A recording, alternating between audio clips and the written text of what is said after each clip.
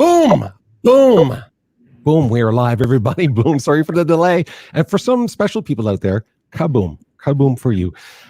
Sorry for the delay, everybody. But we got technology back on track. We're excited to be here. And listen, I'm so pumped today. I'm normally pumped for my guests, but this is an exception, a super, super exception. I'm going to tell you why it's a super exception.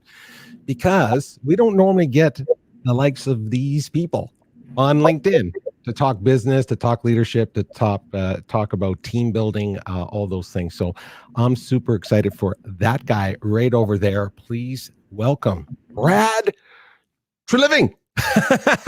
Where are you? Are you to the stream yet? Where are you? There you are. Where I am. Got you, my friend. How are you? Good to see you. Good to see you. Man, super appreciate you taking time out of your super busy schedule. Look at, what do you think of the studio here? Hey, You're looking pretty sharp there. You got a couple of you got the old pads there, a couple of jerseys in the background, a little Buddha there. Yeah, you're rocking it. Well, the Buddha's for me, just to keep calm and normal and grounded. Everything else is for us. Good stuff. Good stuff. It's all good. Really good to see you, my friend. And I know you're super busy, and so I appreciate you coming on.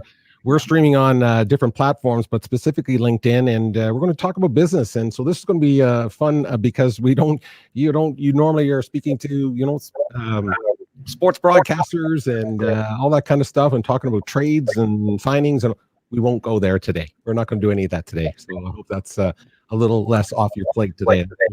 Hey, a lot of people don't know this, but we share something in common. Both of our dads were RCMP officers. That's right. Yeah. Right. I mean, that was pretty. Now, if I'm not mistaken, he was in and out by the time you came around. Is that true?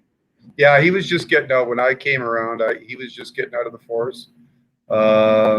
We had moved to Penticton, right, and a lot of his time in the RCMP was spent in Alberta when they were in Edmonton and in Lac La Biche, Alberta, and then came out to Penticton and then got into the pizza business, and so I was right at the tail end of his cop career. Of that journey. Yeah, I see that. Yeah. So hey, let me just because we're going to be chatting for a little tiny bit on that on our setup right there. I know you have your headphones in, which is great.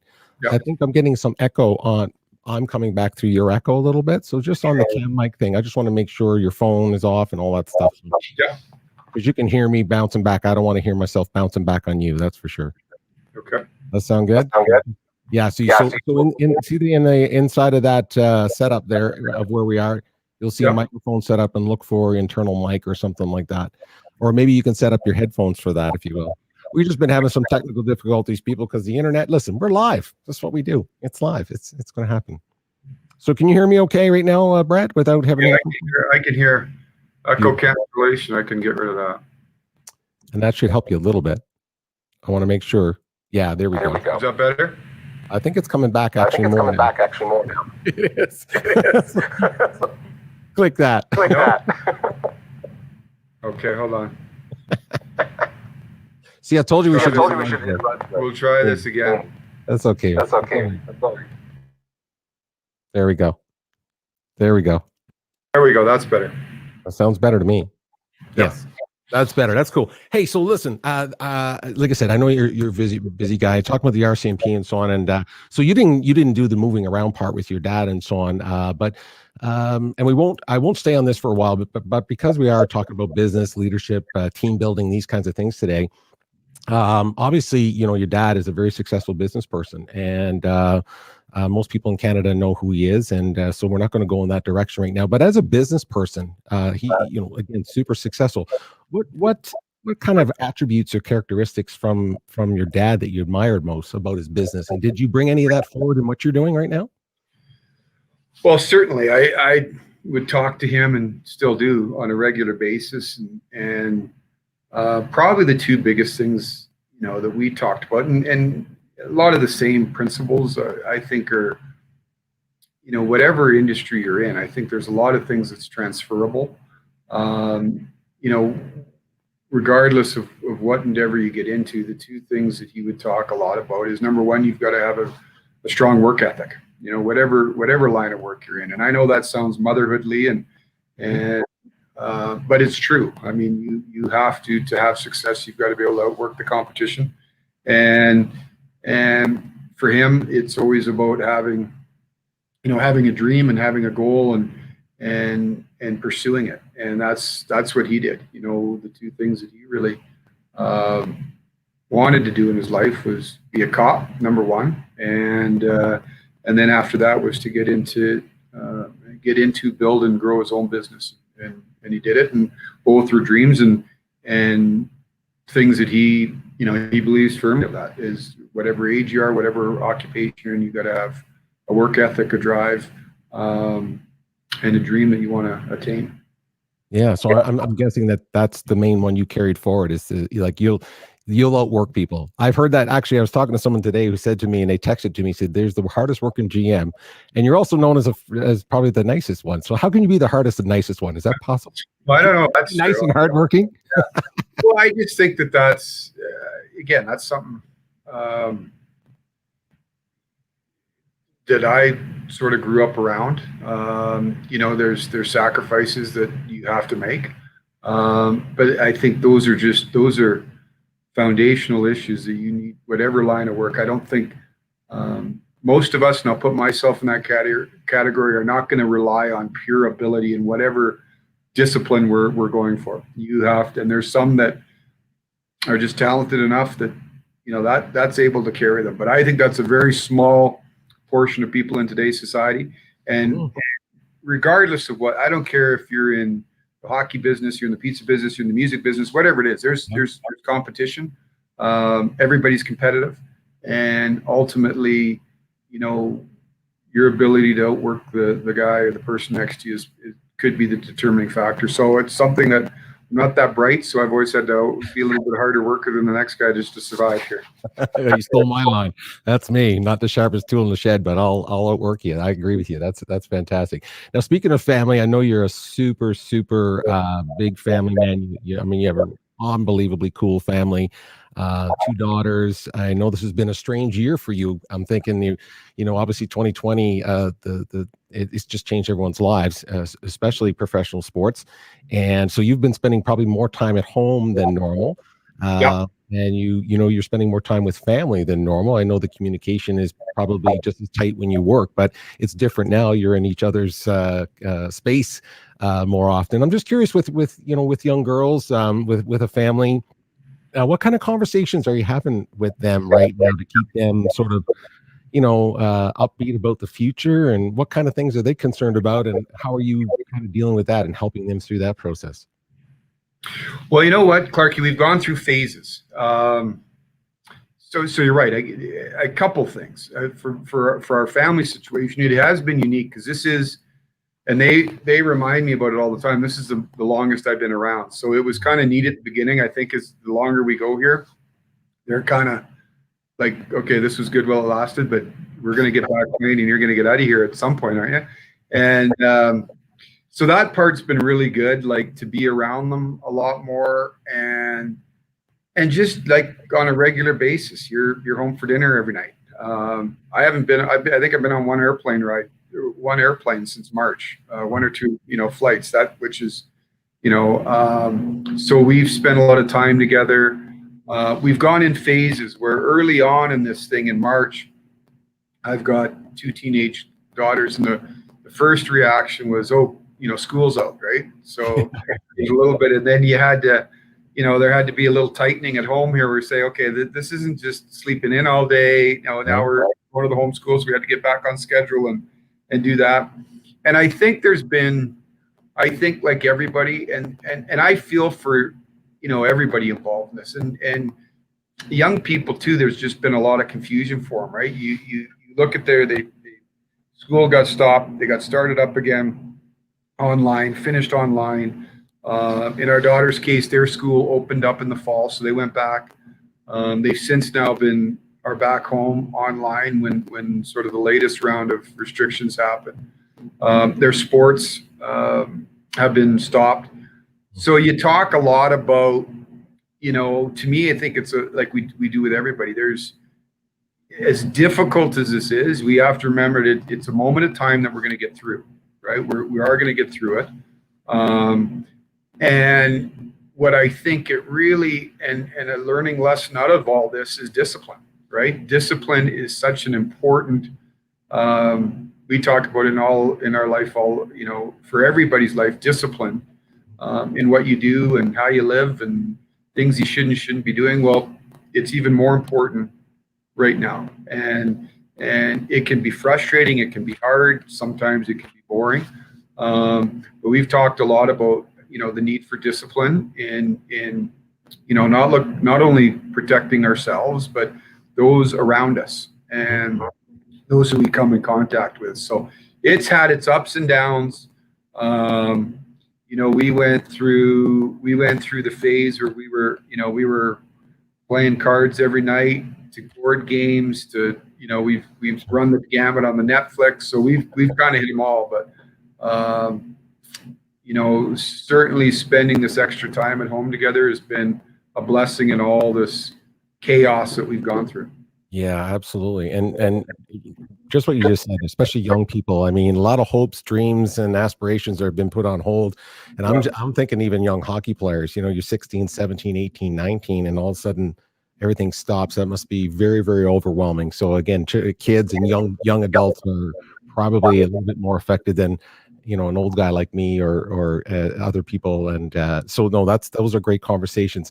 We are on LinkedIn, and it is very rare that we get someone in professional sports and someone at your stature in the business to talk about these kinds of things. So that's why I want to jump to a couple of questions just about leadership and team building and things like that. So, as a GM of a professional sports team, obviously you make some tremendous and difficult decisions, and you do it in the public eye as well. So you have a lot of different verticals of people who are stakeholders, and so you're making really, really tough decisions. So, and a lot of different stakeholders are affected. So I'm just wondering if your leadership style, can you describe what your leadership style and the process that you follow when you have to make a really, really tough decision?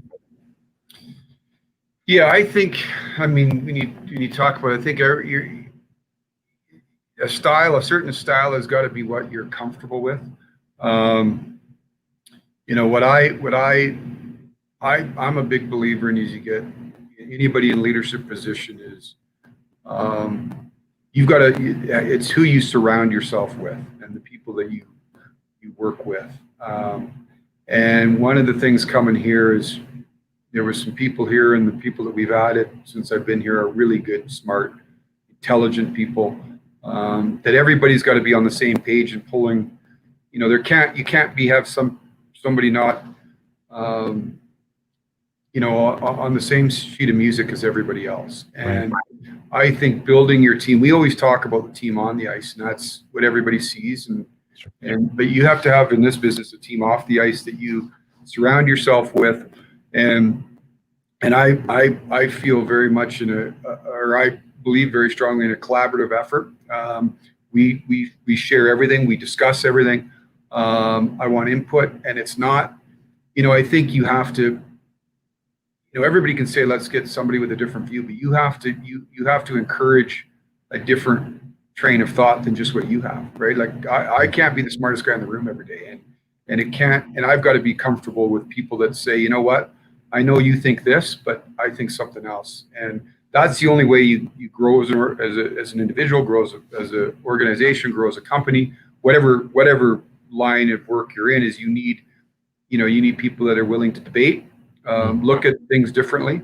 But ultimately, how we come to those decisions is just that. We come in, we sit around, we talk about it. I push and prod, feedback from our group, and then ultimately you take all that information in, and ultimately you're tasked with making the decision at the end of the day. But I think and certainly I've made ones that you're hoping you're making more correct ones than not.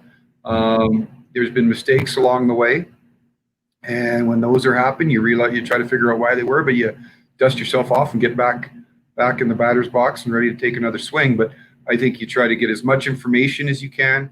And really it comes back to the people that you're around and people that work with you, and you solicit that information, and ultimately you have to make a decision and move forward. So, No, I love the idea you talk about, this collaborative approach, right? Very collaborative. You bring in everybody, the titles stay at the door, and everyone walks in, and you have those discussions. And I think it's interesting for people who run businesses to hear that, because I'm thinking in professional sports, they think it's literally one or two people that just make these one decisions and make it very quickly without counsel. And it's probably quite the opposite. It certainly is quite the opposite, that you like you said, and I love what you said about being the smartest guy in the room. I always say to myself, if I'm the smartest guy in the room, I need to find a new room.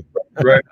No, it's true. And you've got to be okay with that, right? Like you've got to be, and listen, we're all, we got to, I think anybody in those types of positions, there's a type A personality trait, but you've got to be okay with saying, okay, you know what?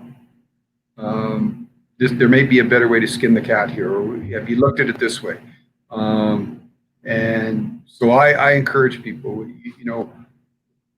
that inner circle that you have, that the people that are on the inside are critical. They're critical, and they can't all think like you do necessarily. Like ultimately, it's nice to share similar views and values and all those types of things. But I like having people that look at things differently. Maybe challenge you at times. Just be. You need to be. That's how you grow. And we're lucky here. Like I said, we got a real good group that ultimately everybody's goals and mission is the same, and we push each other. We have fun with it, but it's competitive, and it's they push you. Yeah, I love that. That's and that's, again, a very strong message to people that, especially in 2020, I mean, we're struggling. All businesses are struggling right now, or the majority of businesses are struggling right now, and leadership is struggling because they're trying to figure out how to keep it all together, how to keep everything together, people motivated, the product running, the services running, all that kind of stuff. So leaders are trying to figure out this process right here. You just talked about communicating, and with all great organizations, they have, basically mission, vision, values, these kinds of things that's sitting at the core. And speaking of core, there's values. So there's core values that basically every strong organization has. So can you describe basically some of the core values of your organization, and basically how you share and communicate those values as a leader throughout the different layers of the organization? So core values, and then how you communicate them. Yeah, and I think there's a couple of layers here with our organization, right? When you look at the parent company, Calgary Sports and Entertainment, it's a big corporation. We're involved in 5 teams. So you've got the Flames, you've got the Stampeders, you've got the Hitmen, you got the Roughnecks, and then we own our American League affiliate in Stockton. So multi-layered. You're in the inter sports and entertainment business. Outside of the teams, you also have the live shows and concerts and all the acts that you bring to the Saddledome. So it's a big organization. Our piece of the pie of that is the hockey team. So when we look at sort of the group that we deal with, there's the group, our management group, the hockey group up here. You've got all the staff that goes along with us. So you've got obviously your coaching staff, you've got your scouts, you've got all the people in the field, scouting staff in North America and Europe. You've got your American League coaching staff, your development staff, trainers, and all that sort of group. And then you've got the players. And so, there's a group that we work here, side by each on a daily basis, and the group downstairs, which is the coaching staff, and the players. And, we talk a lot about what, the attributes, and what we talk about is how do winners live? And so for us, number one is we want to be very truthful. And, we talked a little bit earlier there, Clarke, of wanting truthful answers. We've got to be able to have trust and have really honest dialogue. And that sounds easy, and everybody thinks, okay, why wouldn't you want honest dialogue? Well, sometimes those are the most difficult conversations to have. And so when I look at our group, and that's, you've got I'm the old guy now, but the staff is older than the players are. But those are all things that we we deal with on a daily basis here, but we filter it down to our team, is having those honest conversations where you build the relationship first, and I think that's so very, very important. I'm a firm believer that this is very much a relationship business, and if you and I have a strong relationship and there's trust between us, now we really can get some stuff done. I can have an honest conversation with you about where I think you can be better and how you can help us be better, and vice versa. If we've built that relationship and there's a trust, and you don't feel like I'm just attacking you. You think, okay, we've got a relationship. He's going to be honest with me. So everything that we do is really spurns from that. So we try to build as strong and tight a relationship as we can. And from that, we have a trust in each other that you're going to tell me the truth and I'm going to do the same for you. We may not always agree, and that's good, but you're trying to be truthful. And then obviously I think we're all certainly guided by a moral compass. And I think when you clearly outline what the expectations are for everybody, and try to chart and clear a path of how we're going to get and reach those expectations. That's how I view my job. My job is to try to chart the course here, set the environment such that it can be healthy, it can be competitive, but we all trust each other and are there to support each other, and hopefully it allows us to have some success as we move forward. Yeah, and like you said about this transparency, the openness, generally, like from what I hear, I mean, if you think about how you disseminate information to everybody, there's no surprises that people should say, well, I didn't think Brad thought like that. There's no surprises. People know the direction, they know, and you disseminate that information, and because it's part of the core values of where you're going. Is that what I'm hearing? I mean, that's the management process. In today's day and age, like, one thing I think is really important is communication. And so we deal with, a lot of the people that we deal with, the majority of the group we deal with, at least is the players, right? And the athletes are getting younger and younger, it seems, every year. I know I'm getting older every year, but they seem to be getting younger every year. I know what you mean. What I've learned from them over the years, like when I was coming up as a player and when I played, it was a good day when you didn't hear from the coach, right? Like, as long as I didn't hear from the coach, that's a good thing, because that means you usually only heard when you screwed up, right? Sure. That's not the way it is anymore. And I don't think that's just the younger generation. I think that's everybody. I think communication, people like to know where they stand. Now, I often talk about that as everybody wants communication. Well, you got to take both sides of it. Sometimes communication, if you're being honest, it's not all rainbows and flowers every day.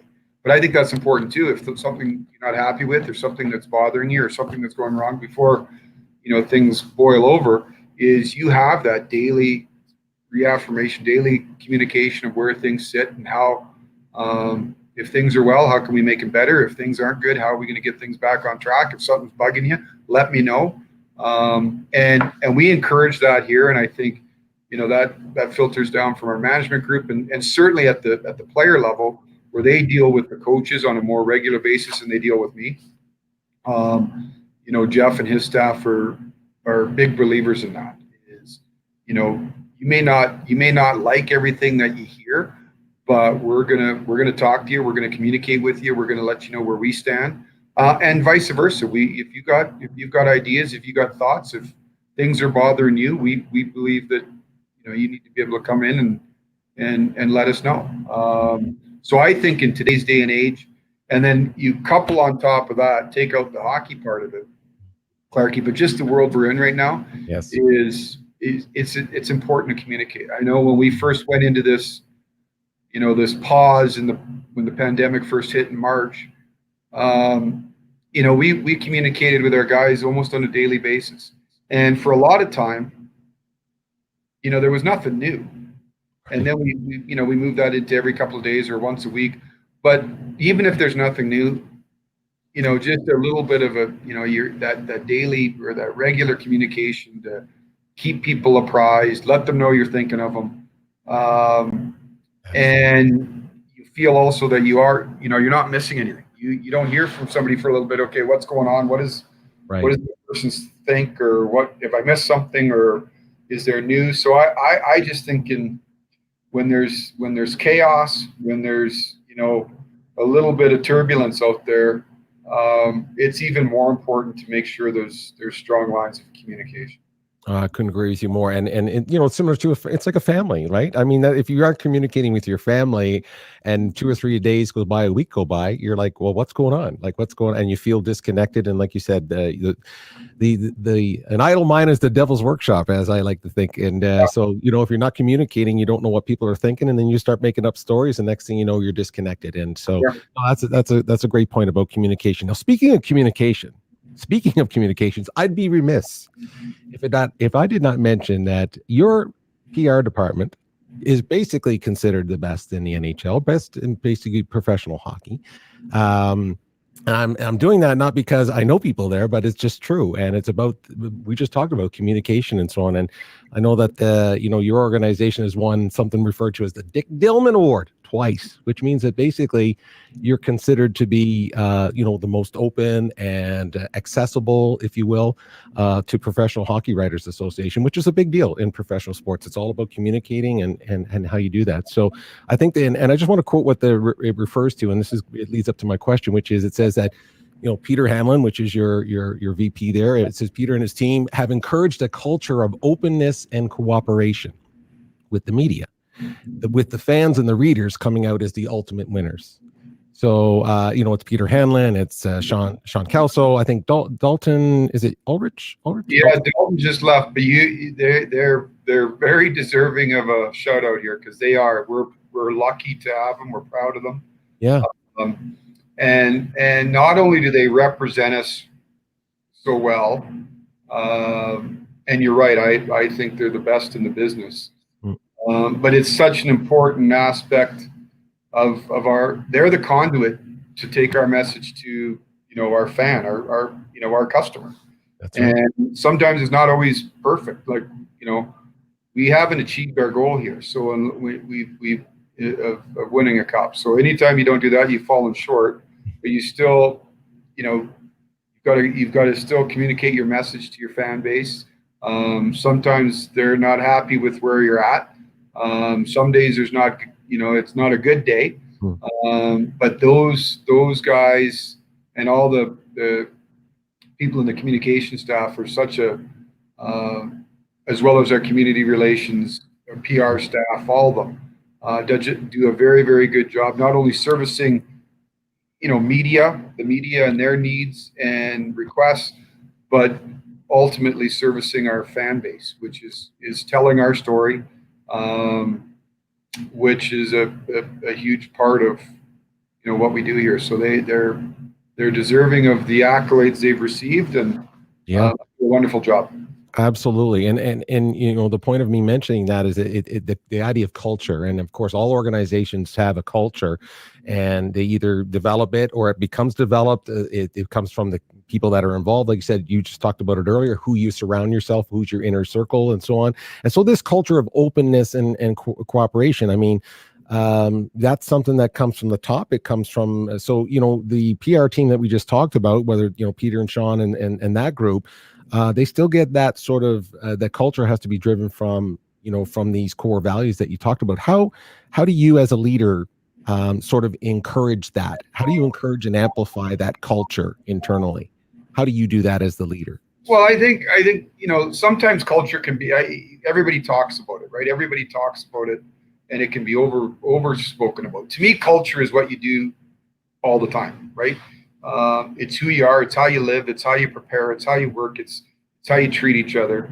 So to me, it's how you live, right? Like that's how, people sometimes always want to, airlift culture in and let's talk about culture, let's talk about it. Well, to me, when you have a good culture, you can feel it when you walk in. You can feel, it when you walk through the doors of an organization and just observe how they operate. And you can also, at the same token, Peter, see when it's not going well. So to me, you set your core values, you make sure everybody's aware of that. but ultimately culture is how you operate on an everyday basis. And ultimately, you can't fake it, right? Like you either your daily actions are going to create, whether it be a good, positive, competitive, uplifting culture, or you're going to go the other way. And the one thing about it is you can't bluff that. And so how do you build it? You set sort of what we talk about, our standards. We believe in standards and the things that we want to sort of achieve, and then the process to get there, and then you repeat it every day. You repeat it every day. And to me, it's trying to be steady at the wheel. There's going to be highs and lows, and you try not to ride that wave, but you be steady at the wheel there. But I think your culture becomes your repetitive actions every day, and rather than talk about it, you do it, and you set the example, and you portray it, and you have others that have that same belief, and before long, you've got an exciting, engaging, competitive, positive, uplifting culture, and that's I think what we have here. It's a really good place to be, and it's a really good group of people to be around. Yeah. Now like I said, in our business, we're still striving to attain and achieve our ultimate success. But I know and I believe deeply that that culture is sort of the fertilizer that you're setting, and I think it's a positive one, and I think it's one that is going to be the foundation of why we have success. Yeah, and most companies, by the way, I love what you just said about the idea. People think you can airlift that in, and one person can come in and kind of change, quote unquote, the culture. But when you start digging into, like you just said, culture is deep rooted inside of people, and you just watch what people do. One of my favorite sayings in life in general, and this is whether it's with friends or with business, is just watch what people do, and they'll tell you who they are.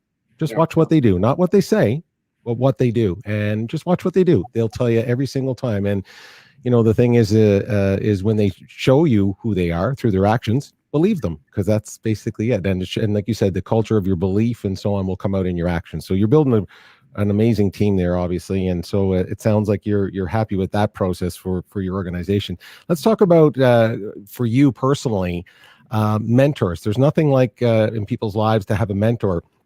I know for me personally, I'll just throw it out there just for me. I've never had like a mentor, and it shows. And my point is, and it shows. And my point is that I know I've missed out on great opportunities because I haven't found somebody to be in my life. So I'm just wondering, from your perspective in your business growth, can you think of someone who might have played that role with you, maybe at the beginning, during, even maybe now, and maybe how that person is either has impacted you or is impacting you as a leader? Well, I think there's a number of people, and like I think you go through your life, and there's certain things that you can take from certain people that you cross paths with. Now, obviously, on a mentorship part, usually though you're in each other's lives for a period of time, or you have a chance to follow them or get advice from them. Obviously, my father's one in my life. Certainly, we've talked about that in terms of just his ability to dream big, and then never stop the chase, and that. And we talked about his work ethic. When in a separate life here, when I was starting out, we were started a business when we were running a minor professional hockey league, and it was a former coach of mine by the name of Rick Kozubak, and became a real mentor in my life. Like, again, another guy who was just really, really driven, and the work ethic and the discipline. Like that's one guy I really learned two things: just the power and the need of discipline, and not having to do spectacular things, but being consistent every day in doing the right things. And, sometimes achievement isn't it doesn't come about because a spectacular event has happened, but many repetitive Yeah. little things done over and over, done correctly was one of Rick's, one of the things I took from Rick. And then, getting into the league here, my first boss who now works with us here, Don Maloney, again, another guy full of passion, very driven, very hardworking, very, just does things the right way. And then, Brian Burke. Burke, he played a role here, and I knew Burke, was a younger guy when I was playing, and he was in the league, and then getting a chance to be around him, every day here, and just his steadfast belief in doing, sticking to your principles. One of the biggest things I took, two big things I took from Brian was,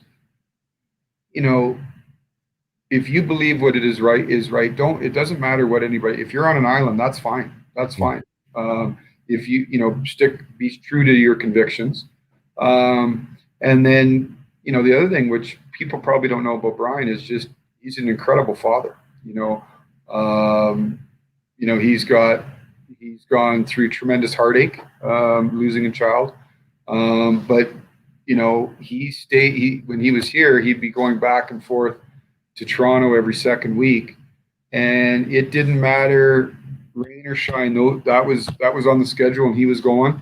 And there's just a real, I was very, to watch him do that is remarkable. And I thought just the things that he's very consistent, and although busy, and the job that he had and the demands on his time, but his kids were always, regardless of where he was, that call to the girls when he was here went in usually at dinner time every night, and then he was on that plane going back to Toronto every week. So I think those are the people that, when you bring that up, that sort of jump to mind quickly. I think you can certainly pull some things, from different people that you've crossed paths with over the years. Absolutely. And I'm guessing, and maybe this is just almost a one-liner, but it's harder to get a mentor as you get older, isn't it? Or do you find that? I mean, I'm thinking you're so busy, for example, that maybe that's not even on your radar these days to seek someone out. And no, it still is. I mean, there's guys, in our league, there's certainly, Lou Lamorello, Doug Armstrong are two guys that come to mind. Now we, as fiercely as we're all, you're always competing against each other, but those are two guys that jump to mind that I bend their ear, on certain issues, and have for years, and they share their insights and thoughts, and are good men at the end of the day. We compete, but there's certain areas that you can bend their ear on, and so in my line of work, those are two guys that come to mind, and Bob Murray's another one in Anaheim that you have been doing this a long time, and they have, they certainly have years of experience that they are always willing to share and help you through certain times. Yeah, I think what's also an important message of something you said without actually, you inferred without even saying, which is that you also have the humility of being able to reach out to someone and say, hey, listen, I got an unknown here. I got a question here. I've not been down this path before, and you might have. So do you have any, you have to have the humility, and you have to have the, the desire to want to learn and be better. And sometimes pride gets in the way for some people. I'm just talking about in general for business, and in general for business, people don't like showing weakness. And sometimes they think weakness is asking for help, and it's not. It's the opposite. It's the opposite. So I appreciate what you're saying there. And speaking of mentorship, now we didn't talk about this because we had technical difficulties at the beginning. So I'm doing something that I never normally do, because I never normally have someone like you on this show. And when I say you, I mean, like, let's face it, everybody, anyone on LinkedIn, you're not going to find Brad on LinkedIn. Okay. He's not going to be here looking for a job. There's nothing going on. Okay. So, but I just thought mentorship, we talked about that, was so important. And so right now, I have a young guy who is on LinkedIn. He's a young man. He's 26 years old. He started his own business. And he started his own business being basically his company's called Shoot for Success. And he works with young hockey players to help them through the process of not getting to pros necessarily, but really all about just getting to the next level of either going through university, anything to do with shaping their direction in hockey. And I just thought it would be cool to bring him on to ask him, to give him an opportunity to ask you a question. So I'm throwing a lot at you. This is not like I got you or anything. And I'm going to bring him on, young fella here, Mitch Atkins. How are you, my friend? Look at that. Look at that face, Brad. When you wanted to be a young. Geez, Mitch, how are you doing? You're making us look older, my friend. I mean, look at that face. Oh, look at that young lad right there. And so, Mitch, listen, we super appreciate you have a business called Shoot for Success. I know you represent young hockey players on their journey. If you want to give me a one-liner about that, but then if you have your question ready for the GM. We have the GM of the Calgary Flames here. This is your opportunity. Tell us a little bit about that one-liner of your company, and then your question for Brad. Oh, get your microphone. Hold on. There you go. I think your microphone's working now. Is it all good? Check. We got you. Go ahead. Perfect. So what we do is we help hockey players advance to the highest level and help maximize their options to obtain NCAA scholarships. NCAA scholarships. Okay, there you go. So that's the background there, Brad. Absolutely. So that's great, Mitch. Go ahead with your question, my friend. Yeah. So my question for Brad was, what values or characteristics in players do you value most when building a team? And what advice would you have for player agents looking to advance players in hockey? Okay, so first question about characteristics. So characteristics you look for in a player, right? Yeah. So, I mean, ultimately, Mitch, you're looking at what I call the bricks and mortars. Like, you got to have the skill, the requisite bricks and mortars. So you look at their talent level, their skill level, their skating, and all that. So you're comparing that.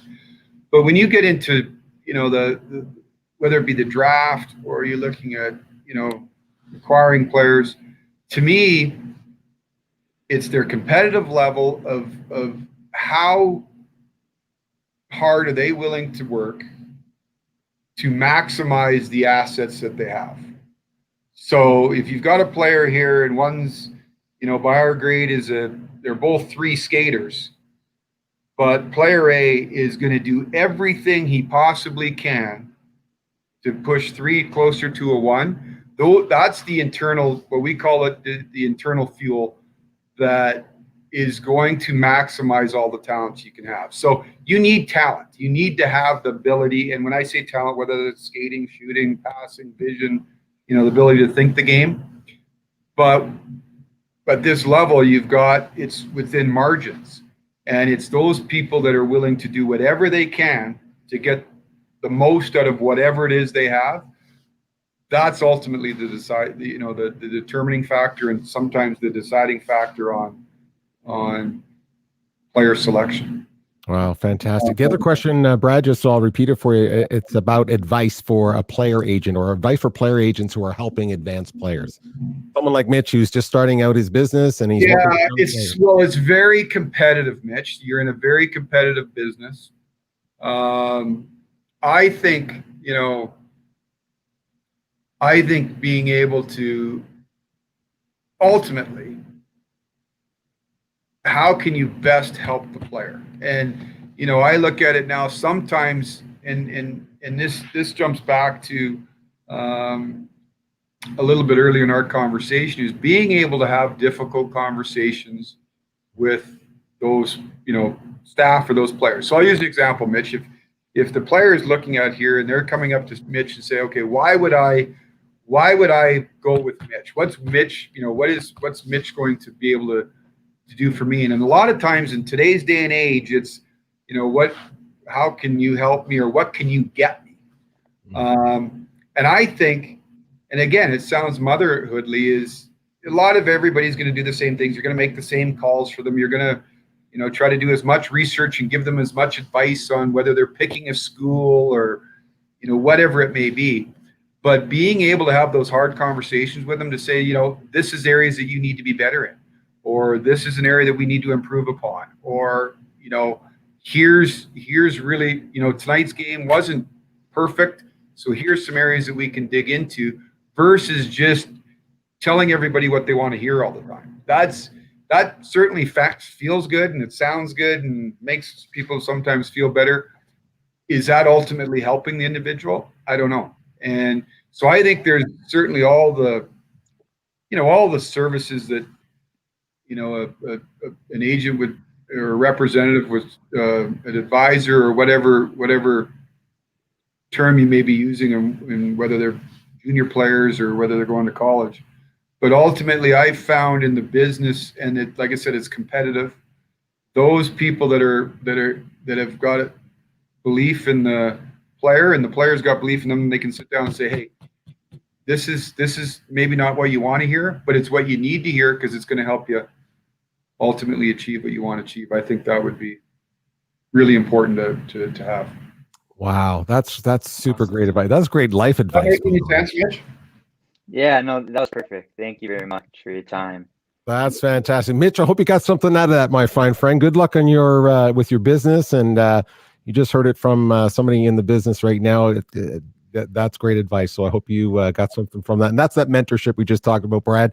It's for him to hear that from someone like you is much different than reading about it or talking to people who might not necessarily be in the hockey business. They might be in business in general and have that experience, but certainly hearing it from you is a little different. So Mitch, I hope you got something from that, my friend, and it's good to see you.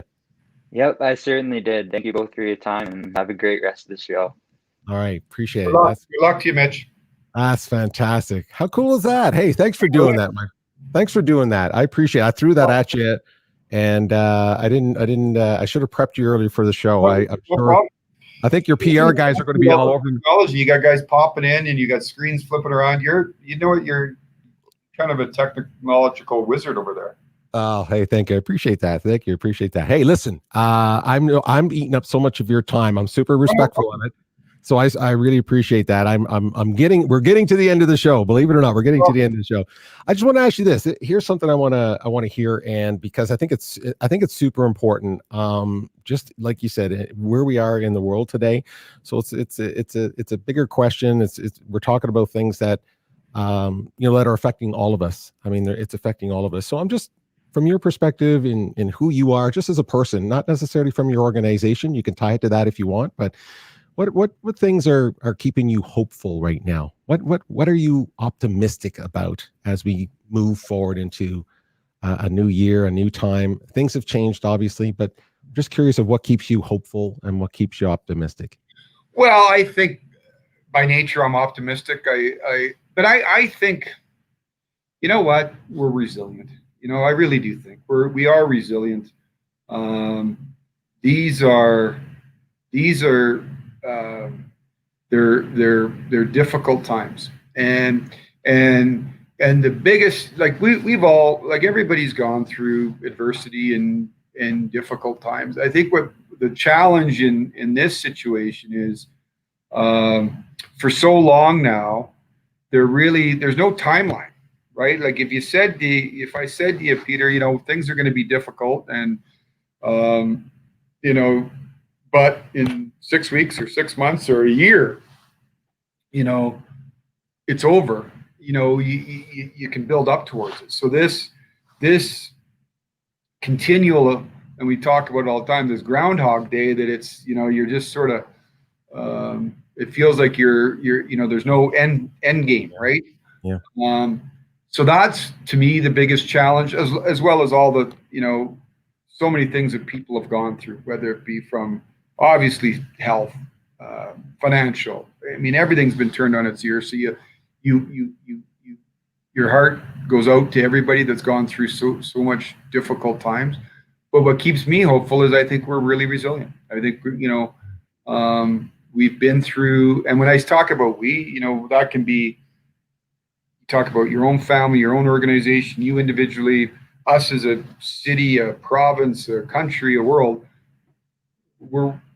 By nature, we're resilient. And I think that is going to eventually carry the day. Now, I think there's things that you can always do to help yourself and to help others. And it's really important. I think connecting is even more important when, when we're allowed to connect less and less and less, you can always pick up the phone. Doing things like this, being able to connect, being able to check in on people, being able to ask friends and family how they're doing, I think are really important things. Getting out and just being active as you can be is so important for physical and mental health. We always talk about the power of team. I think there's no bigger need than the power of team is what we're going through right now. And that team can be 2 people. It can be, hundreds. I think, feeling that you're alone in this is, can sometimes being overwhelming. So make sure you build yourself a team and you're checking in on your teammates and you're talking and you're keeping everybody uplifted. And, each day now it feels like we hear about vaccines and we hear about as difficult in this province as it's been the last few days and weeks. I feel there is that light at the end of the tunnel, and we got to stay disciplined. We got to continue to be good teammates to each other, and we're going to get through it. Yeah.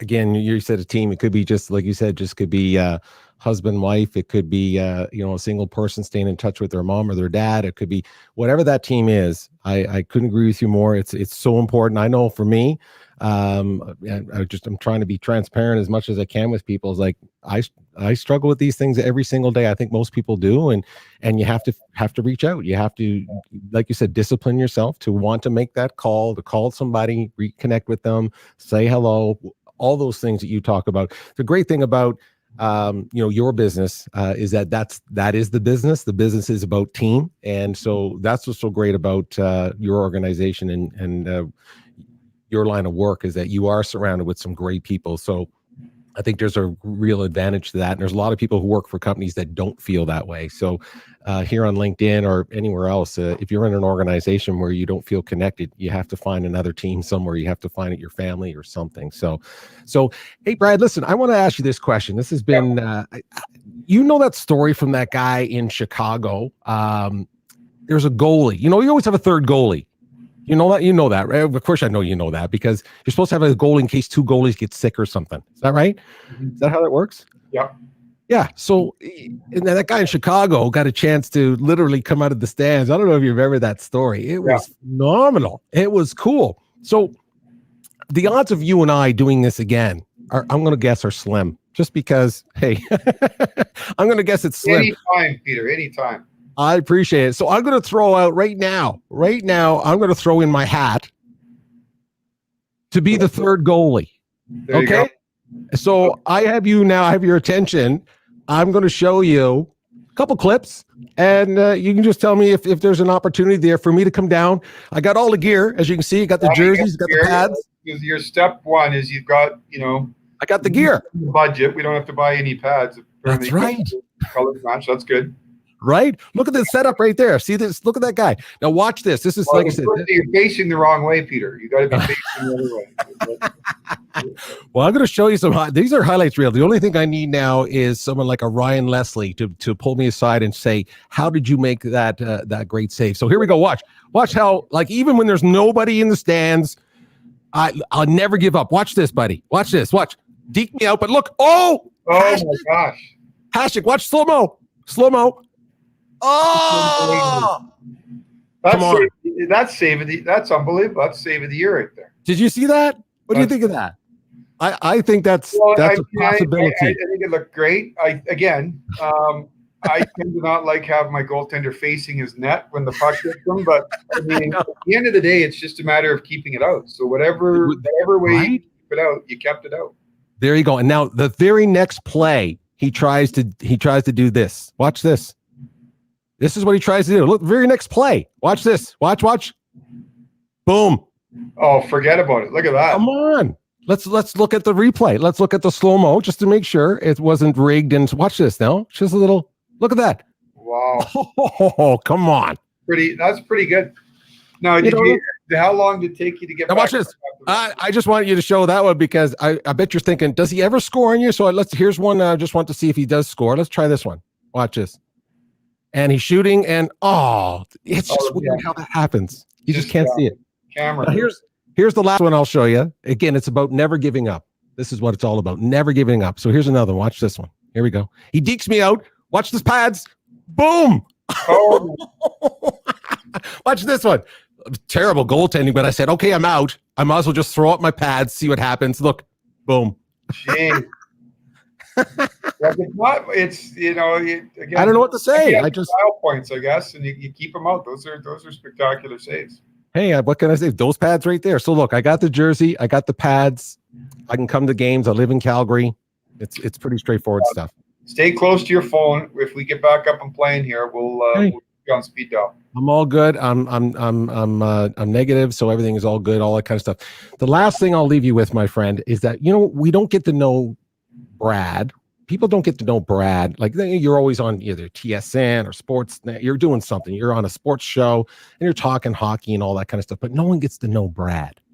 So I created something and it's really easy. I just want to, and I know you'll have fun with this. I promise you, this is the last thing for you. It's called This or That. This or That with Brad Treliving. Okay. And I'm going to say something, and you just pick this or that. That's it. And then we'll get an idea of the mind of the GM of the Calgary Flames. Ready? That'd be scary, but sure. No, this is good. This is all good stuff. I'll start off with some easy ones for you. Whiskey or wine? Wine.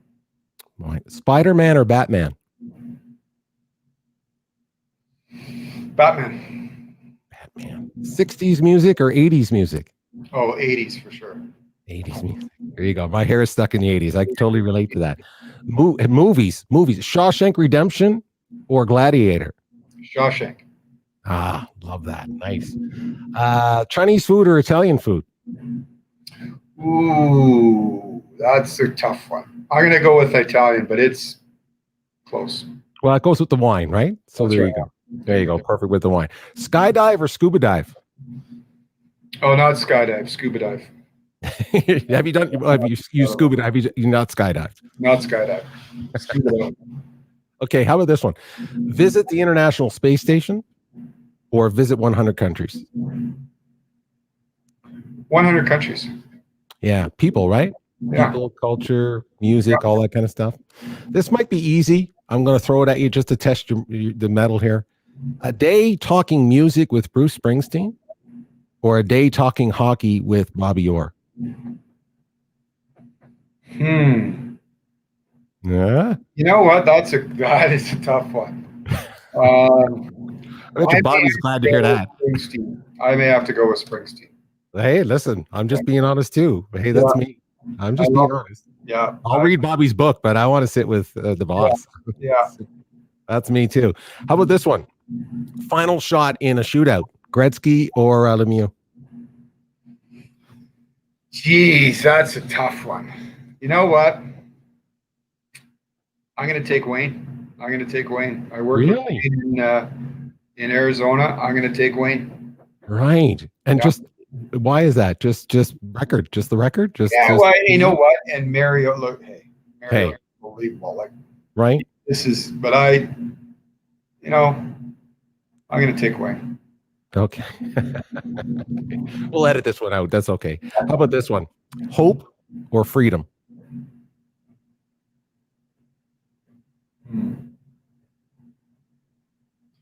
I don't. Hope. Yeah. I think hope's really powerful. But say that I'll stick with hope.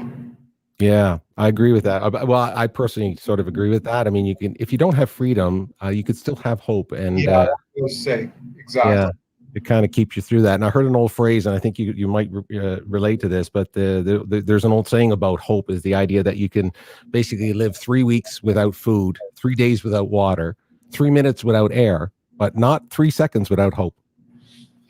That's powerful. Yeah. There you go. Just something. Anyway, there you go. Little truth. Finish this sentence for me. Last thing on the plate. Finish this sentence for me. I love my life because the people that are in it. Boom. Boom. You just dropped the mic right there. There you go. Boom. My fine friend, it's been an awesome pleasure to chat with you. Yeah, Clarke, this was awesome. Thank you for having me. We didn't bore the. Oh no. You're still awake here, but thanks for having me. Good stuff. No, not at all. Are you kidding me? No, I really appreciate your transparency and sharing some of the things about leadership and team building. And thank you so much for speaking with that young gentleman, Mitch Atkins. And I'm sure that was a big thrill for him as well. So it's always fun to kind of put people together like that. And that's what it's about. Just we're all just trying to make our way and do the right thing. Listen, I wish you best of luck for the new season. I know there's things in the works, talking for January. We'll see where that goes. I hope you and your family stay super healthy and well during the holidays that are coming up and into the new year. And we'll see you out there doing something somewhere, somehow. Hey, I got my guitar here. Anytime, buddy. Sounds good, Peter. Always. Thanks for having me on. Good to see you. Anytime. It's great to see you. Be healthy to everybody that's listening out there. Stay safe and healthy to everyone. Absolutely. Okay, everyone. Thanks for joining us. Linked up on LinkedIn. Peter, Clarke, Brad, thank you so much. Everybody, be kind out there. Be kind out there. See you next time, everybody.